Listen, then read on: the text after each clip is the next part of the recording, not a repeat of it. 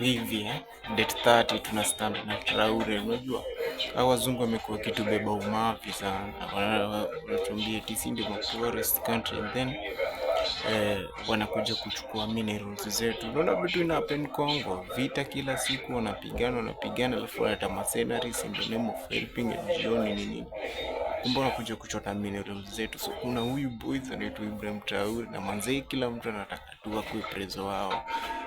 Mimi personally natamani angekuwa Kenya na rule layo, kijana na rule fiti, na so imefika time Emmanuel Macron kutoka France anamuinda sana, but making things interesting ni eti Chad iliamua kufukuza ma friends na ikasema wataki kuona ma friends, alafu Namibian president ambaye ni ladies, manze congrats kwanza kwa huyo lady mzee.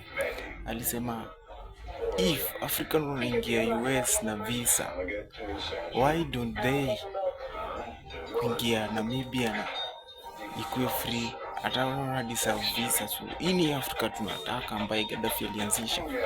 So inakuwa iti tukitaka kuamuka wanatumia fellow Africans kuturudisha chini.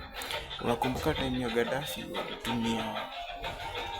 walitumia Obama kumpiga, but this time tumeamuka African forever.